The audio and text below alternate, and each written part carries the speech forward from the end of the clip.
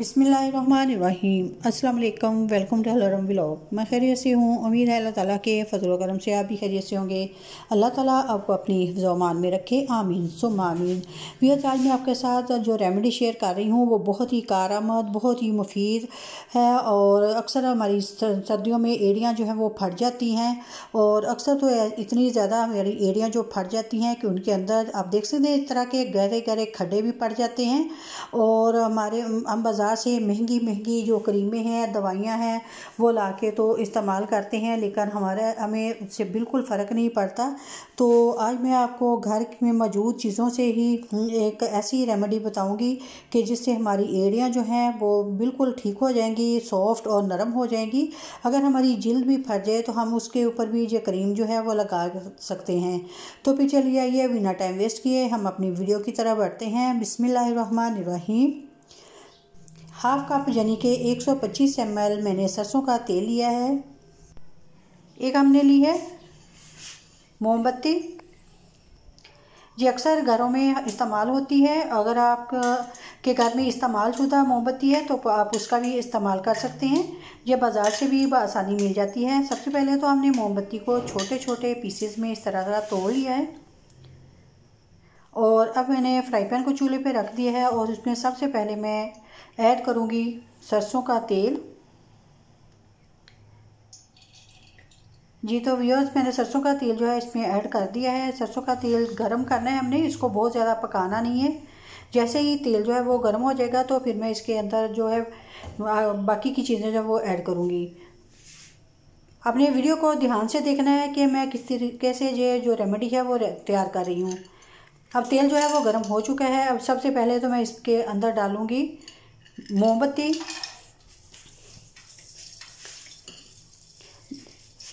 तेल को गर्म करने के बाद हमने मोमबत्ती को जो है इसके अंदर ऐड करना है। डालने के बाद इसको चम्मच से ऐसे हल्का हल्का हिलाते जाएं ताकि जो मोमबत्ती है इसके अंदर अच्छे से मेल्ट हो जाए। हमने मोमबत्ती को बहुत अच्छे से, सारी मोमबत्ती जितनी पूरी है इसको मेल्ट कर देना है। 125 ml में एक मोमबत्ती जो है वो काफ़ी है। तेल जो जैसे ही गर्म हो गया था तो मैंने फ्लेम को ऑफ कर दिया था, और ये देखें सारी जो मोमबत्ती है वो मेल्ट हो चुकी है, और जो इसके धागे हैं वो हमने इसको निकाल देना है।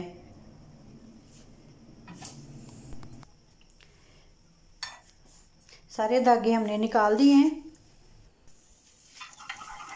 अब मैंने चम्मच से इसको बहुत ही अच्छे से मिक्स करना है ताकि एक अच्छा सा मिक्सचर जो है वो रेडी हो जाए।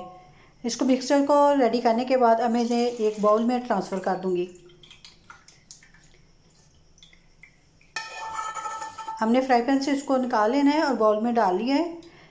अपने वीडियो को ध्यान से देखना है, कोई भी जो वीडियो का सीन है वो स्किप नहीं करना कहीं से भी। अब इसके अंदर जाएगी हाफ चम्मच पेट्रोलियम जेल। ये आप अक्सर बाज़ार से लेके आते हैं पेट्रोलियम जेल, ये आप इसमें हाफ चम्मच इसमें ऐड कर दें। अगर ना भी ऐड करें तो भी ये जो रेमेडी है उसके बगैर भी बहुत ही अच्छी सी रेडी होती है, लेकिन यह है कि इससे और ज़्यादा बेस्ट हो जाएगी। आप देख सकते हैं कि जो मैंने ये क्रीम जो रेडी की है ये आप देखें किनारों के साथ जो इसने जमना शुरू कर दिया और ठंडी भी हो चुकी है। और इस पॉइंट पे आके तो मैं इसके अंदर ऐड करूँगी ग्लिसरीन। ग्लिसरीन के हमने 2 बड़े चम्मच जो हैं वो भर के इसके अंदर डाल देने हैं।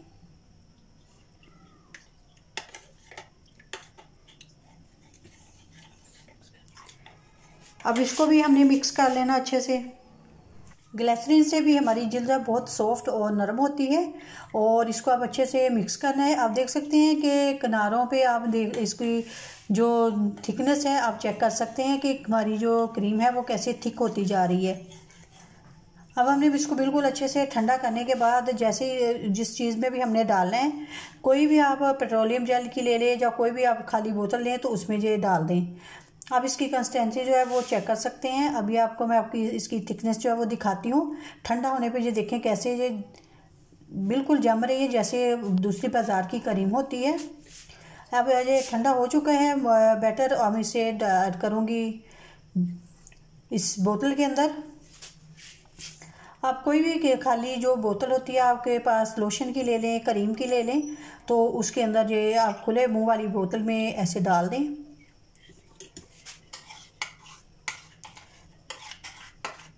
अगर आप रूम टेम्परेचर के ऊपर रखेंगे तो ये सर्दी होगी तो ये तकरीबन आधे घंटे के अंदर अंदर ये जम जाएगी।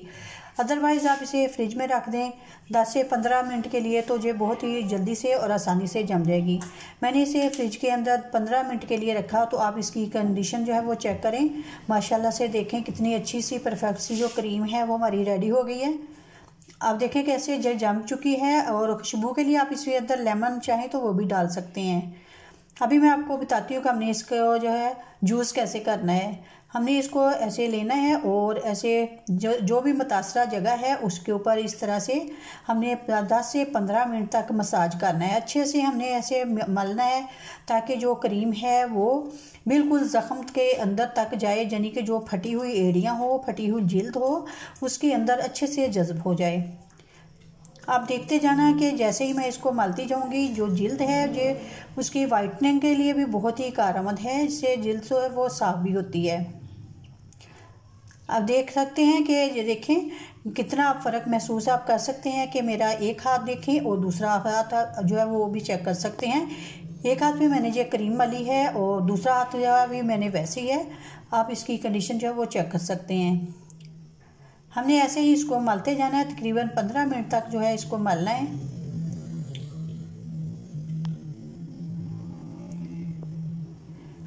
और फिर इसके ऊपर अगर आप पाँव में ये क्रीम लगा रहे हैं तो रात को लगाने के बाद आप इसे सॉक्स वगैरह पहन के तो पूरी लेट जाएं और सुबह उठ के नीम गर्म पानी से धो लें, तो आपकी एड़ियाँ जो हैं हफ्ते के अंदर अंदर ही बहुत ही सॉफ्ट और नरम हो जाएंगी।